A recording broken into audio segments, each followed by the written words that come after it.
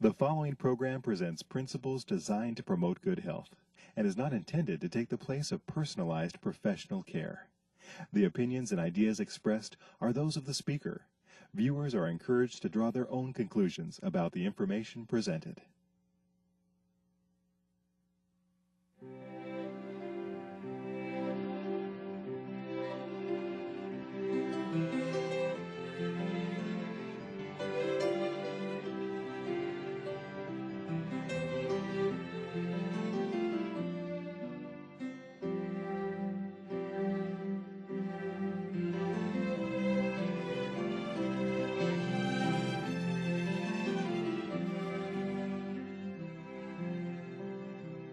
Hello and welcome to Health for a Lifetime. I'm your host, Don McIntosh, and today we're going to be talking about breast health. And talking with us today is Dr. Christine Salter. She is in family medicine in St. Louis, and you've practiced there about 5 years, 6 years, right? Yes, that's correct. And you have a rich background. You've done, you're a doctor in chiropractic, Yes, as well as you've worked with, natural medicine. You bring a great blend of lifestyle approaches along with traditional medicine all together. And not only that, you're a mom. I am. And everybody knows that someone that's a mom knows everything. We do. I mean, so, always when I worked in the hospital, the nurses that were always the best, they'd raised a family. They didn't even get flapped by anything. So That's right. We're glad you're with us. We're going to talk about a very important, subject today, and that is breast health. And normally when we talk about this, we think about, of course, females, but of course males have breasts too. That's right. And they have problems sometimes that can develop. Talk to us about breast health, breast cancer. Where is that in terms of being the cause of death in America, and how important should we take our breast health? Well, if I asked 100 women what they think is going to be the #1 killer, they would tell me breast cancer most likely.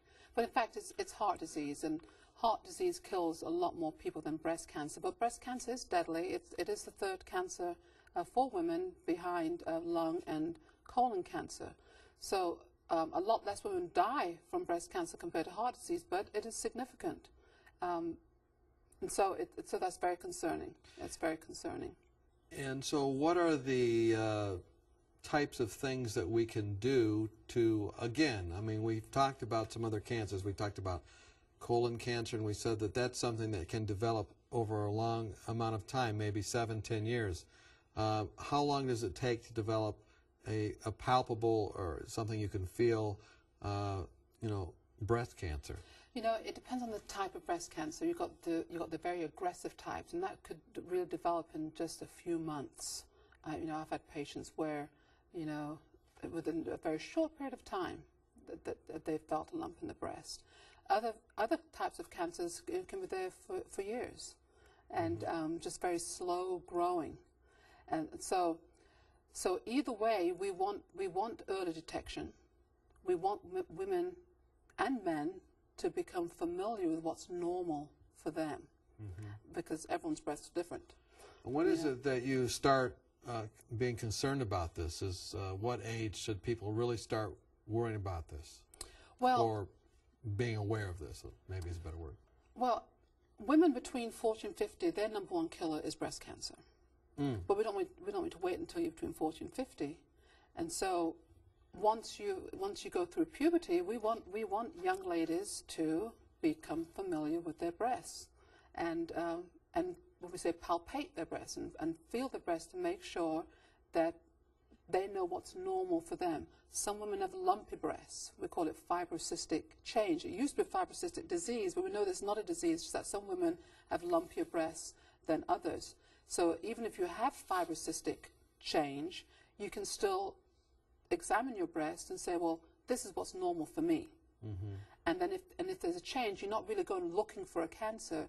You're just feeling that's what's normal, and then, oh, I feel a change. And then that would then stimulate you to go in and get further diagnostic tests done to see, is this change an abnormal change, or is it Nothing to be worried about. Nothing to worry about, exactly. And so when you go in for screening then, say to your office, or where do you refer them? What types of screening do they have? Well, an annual clinical exam is what's recommended for women.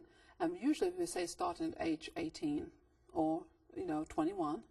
And so that means a physician will actually do that breast exam. And we check to see, do we feel anything abnormal.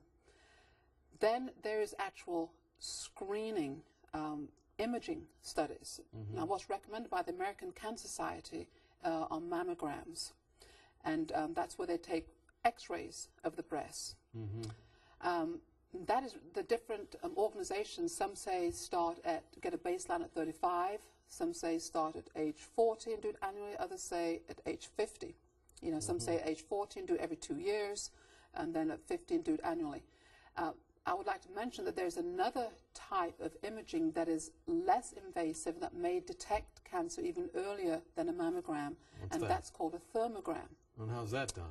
And that's done through digital infrared. So the breasts are not traumatized and they're not exposed to radiation. And so I personally prefer to do a thermogram, and that's what I did myself. And had a whole body thermogram done that would look not only at the breast but at the entire body.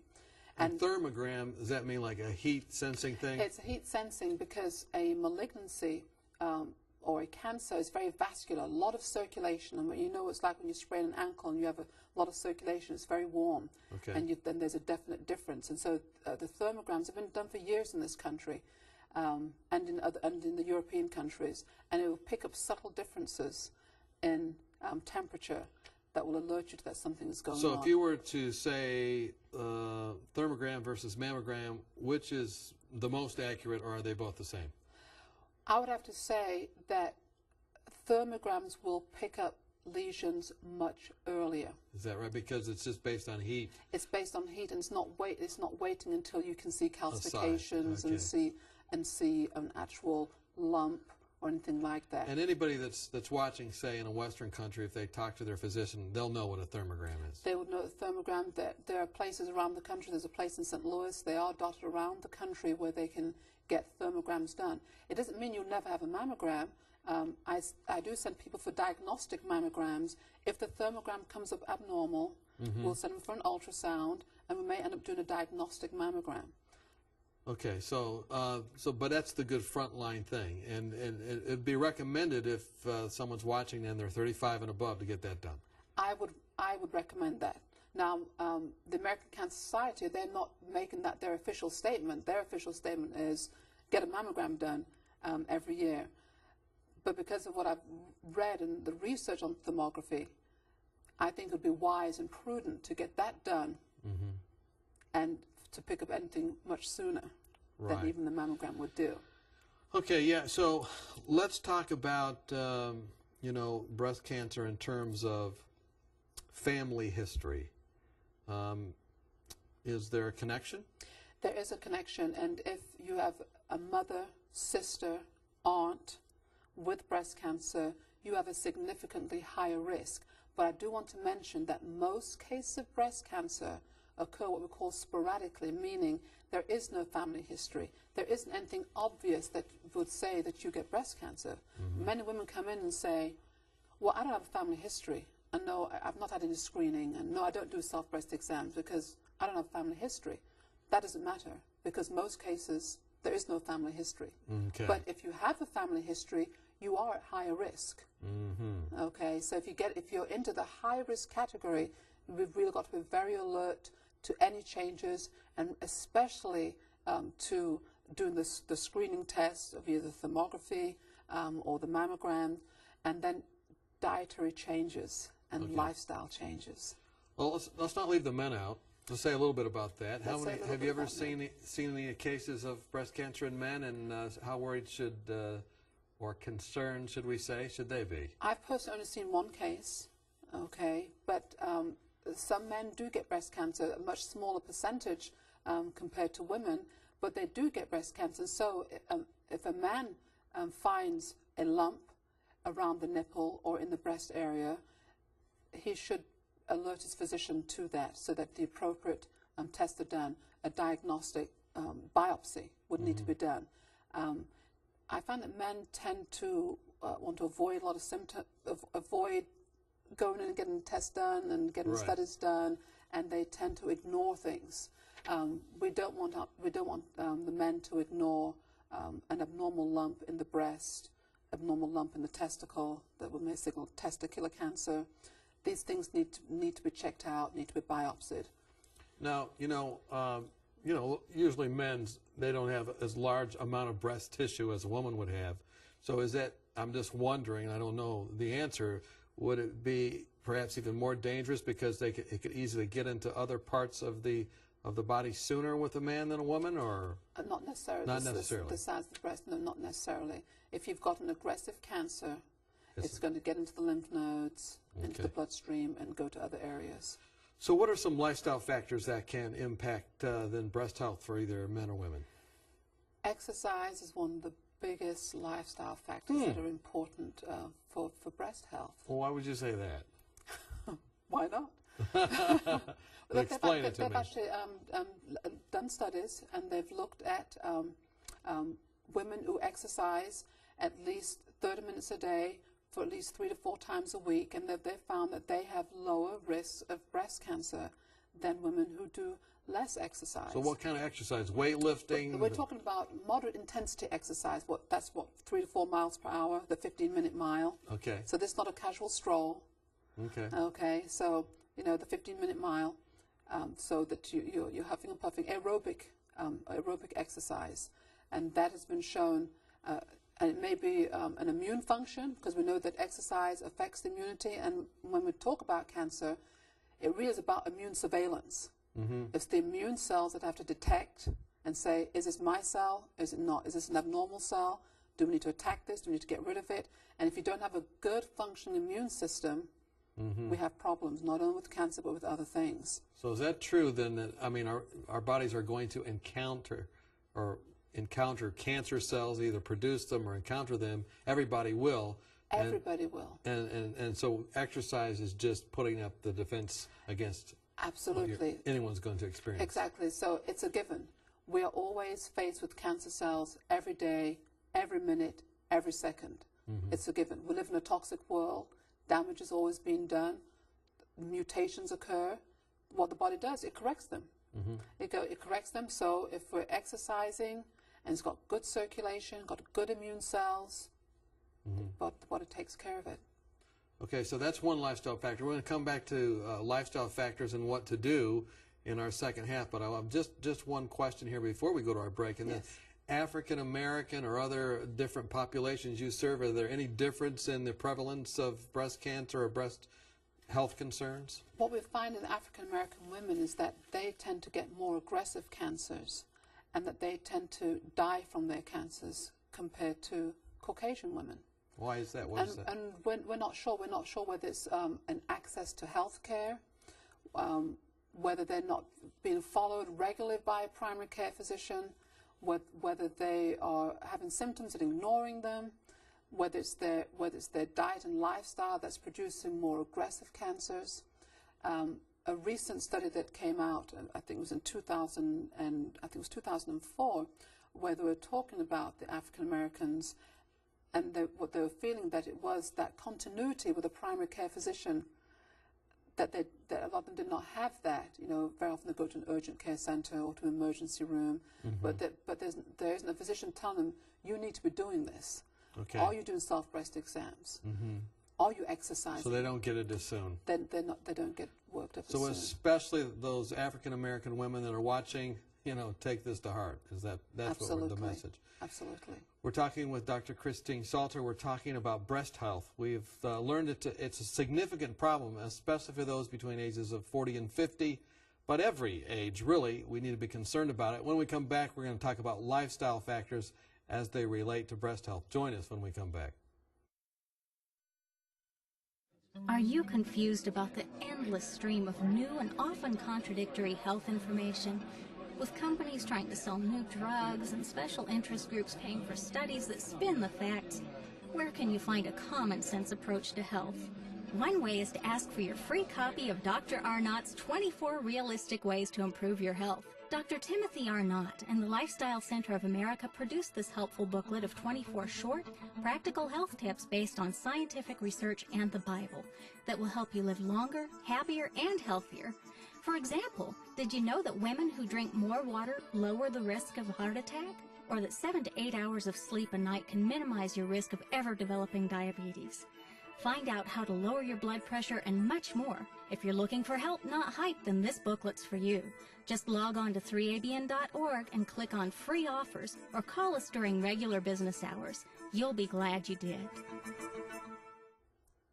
Welcome back. We're talking with Dr. Christine Salter. We're talking about breast health. And before the break, we were talking about breast cancer. It can affect both men and women. You said you saw one case of within men. I've seen probably about 6 actually over the years as I visit, working as a nurse, then as a pastor. Okay. But we talked about how we can screen for this. We talked about manually screening for that. We talked about what is it? The thermogram or thermogram, yes. Thermography, and mammography. That's and right. That you recommend the thermography, and that it's something that you can ask your physician about and get that done. Talked about really making sure you're doing it, especially after age, 18, 19, 20. Doing self-breast exam. Self-breast exam and doing that and just recognizing that, and then every once in a while having, or once a year after your age 35, was it? Well, 35, we want to get a baseline imaging study. Baseline imaging study. And then at 40, then every couple of years to continue that, then after age 50 to have annual studies. And we talked about the fact that African American women many times have more aggressive cancers, or they're caught later, perhaps because they don't have the access or they're not being cajoled or whatnot. And we're trying to do that with this program, make sure and get checked and get this taken care of to see whether or not there's a problem. Now, what about premenopausal or postmenopausal women? Is there any difference as it relates to breast health? There is a difference, and premenopausal breast cancer tends to be more aggressive. So it's more aggressive, tends to spread and kill compared to postmenopausal breast cancer. But we don't want to mention that after age 50, the incidence rises fairly rapidly in women. So between age 40 and 50, we said it's the #1 killer, but after age 50, it is more prevalent. It's more prevalent, but not quite as deadly. But not quite as deadly, absolutely. But interestingly enough, women who are obese in the postmenopausal, they have high risk of breast cancer. And do you know why? Well, I would guess that because when you're obese, you have all across the body just a generalized inflammation. But that's right. You've got inflammation. You have insulin resistance. You have more insulin that drives that process. But also you've got all that fat that's converting hormones to estrogen. Okay, and so which feeds cancer growth. But it's not just the estrogen. It's that in the postmenopausal time, you don't have the progesterone that balances that estrogen. So now you've got what we call an estrogen dominant state without a balancing from the progesterone that very often can drive that process. So a woman who's postmenopausal and obese is at high risk, and so it's going to be really important that she gets that weight off through diet and exercise. Okay, so let's talk about some of these lifestyle things. You're alluding to that. Before the break, you said that lifestyle factors that can prevent breast problems or enhance breast health would be exercise. Absolutely. And you've mentioned that again now. Okay. And now, what are some other things that we can do? Now, the American Cancer Society does mention that any amount of alcohol increases the risk for breast cancer. Any amount? Any amount of alcohol increases the risk for breast cancer. So basically what they say is that if you're at high risk, they say abstain. Okay. Okay. What would put you at high risk? Well, go ahead, tell me. Well, if you're obese, right? If you've got a family history. Now, there's some other information about breast cancer that might put you at risk, and it's abortion in the teenage years. Really? So if you've had an abortion, you're much higher risk? As a teenager. as a teenager. And do they know why? The feeling is that when the breasts are the teenagers have developing breasts, or they're in that process of developing, and so then if you've got a baby that's growing, there are lots of hormones, and if it's taken, and if that process is stopped abruptly, you've still got these developing cells, and this hormone that's just floating around, okay, and there's actually an organization that does research on this, that talks about the Abortion Breast Cancer Association. So just simply put, there's so many things going on with those cells because they're developing, then they have the hormones to get ready for the baby, that it's just like a traffic jam, and some of them go haywire and they get cancer. Exactly, because they're growing. So cells that are growing rapidly are at risk. Very vulnerable. Are very vulnerable. So teenage abortion. Teenage abortion, alcohol, anything else? Obesity. Okay, then diet. Interestingly enough, diet, the legumes, the black beans, the chickpeas, they have a specialized fiber that is protective to the breast. They compete with the excess estrogen that may be there. And so they're very, very protective to the breast. Black beans and garbanzos. All the legumes, and also flaxseed. It's the specialized fiber, lignin fiber, that is very protective to the breast. And broccoli, the cruciferous family, they have something called indole-3 carbinol. That actually prevents malignant transformation, in the breast. And so we want women having the foundation of their diets based on legumes, based on vegetables, and we've talked about this in the context of other cancers. But the broccoli, the cauliflower, the Brussels sprouts, those in the cruciferous vegetable families are very important for the breast.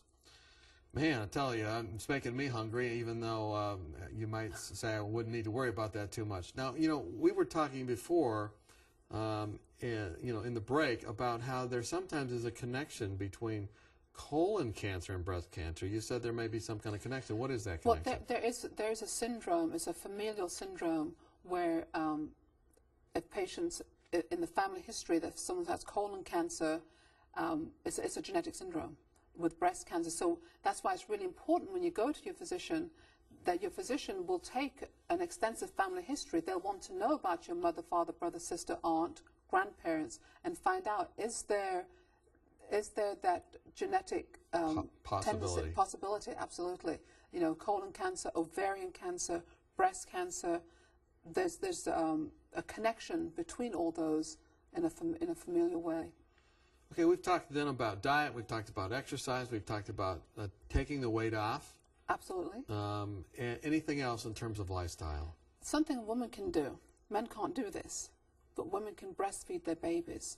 If every woman would breastfeed her baby, she would decrease her risk for breast cancer and also decrease the risk of her child getting asthma, sudden infant death syndrome, allergies in general. And they might be smarter too, I heard. And higher IQs. Okay, so breastfeeding. So it's a wonderful thing. Protects the breast, protects the newborn for life, and it actually decreases diabetes risk. Is that right? Yes. So no alcohol, breastfeeding, avoid obesity, try and lose the weight if you have that, and then we talked about exercise, and then watch for that family history. And then there's another thing that recently came out, and that's antibiotic use. Using too many antibiotics, and that's a concern when patients go to the doctor, they have a viral infection, they think they need an antibiotic. The antibiotics alter the bacterial flora, and we said that those bacteria are really important to metabolize and get rid of the excess estrogens. Yes. That's what they do. And so if you're using a lot of antibiotics over the years, it's going to change that flora and possibly affect the way that they metabolize those estrogens, thereby increasing the risk of breast cancer. That's something that just came out just a couple of years ago. Well, we hear a lot about estrogen therapy. People start taking that. Is that related to breast cancer? Well, there was a big study just recently. People know about that, and that they found that certain combinations of hormone replacement therapy did increase the risk for invasive breast cancer. But we need to look at it in context of the entire family history, the type of hormone therapy that is being used, and how it's being used. So you're saying then to me that there are some people that you put on that estrogen therapy through, but you only do it once you look at those factors. We do saliva testing to determine what they're deficient in, and we like to make sure we're using what we say bioidentical hormones, that they are hormones that the body recognizes as their own. And so we do appropriate either blood testing or saliva testing to know exactly what the hormonal status is. Let's talk about the woman that has developed breast cancer. Probably one of the most traumatic things in your office is to tell someone it looks like you have this malignancy. What kind of help and hope can we give to those people watching that may just have gotten that diagnosis? Well, it's important that we know the type of breast cancer that is appropriately staged. We need to know, is it just confined to the breast? Has it gone to the lymph nodes? The type of treatment will depend on that staging, whether it's chemotherapy, whether it's a combination of chemotherapy and radiation therapy. But again, it's really important that if a woman has that diagnosis, that she builds her immune system. Because very often while the chemotherapy and the radiation therapy is trying to kill these cancer cells, it also damages our own cells. And so it's important that she builds her immunity, and do that through diet, through lifestyle, through various herbs and nutritional supplements. There are ways to build that and have an integrative treatment so that we can offset some of the damage that the chemotherapy does to the body's good cells, while it's trying to kill the bad cells. And you've had some success with that yourself. You've seen just miraculous things there. You were telling me some of those experiences, and that's just very energizing. But when you give the body what it needs, phytonutrients, glyconutrients, and if the cancer's not overwhelmed the body, then or whatever disease it is, if the body has what it needs, the body's remarkable. We're truly fearfully and wonderfully made. The Lord has designed the body to repair and heal and regenerate if given the right tools. Thank you, Dr. Salter, for being with us, and thank you for what you do in your practice. We just have enjoyed talking with you today. Well, I've enjoyed being here. Thank you very much. And thank you for being with us on Health for a Lifetime. There are a lot of take-home messages from today's program. If you are a woman or a man, but especially women today, you need to be, first of all, examining your own breast, following these procedures, and there's just a lot of lifestyle things that were mentioned. We hope that as a result of today's program, you will never have to develop a breast cancer, but if you do, you will pick it up, be able to get the appropriate treatment, and that you'll have health that lasts for a lifetime.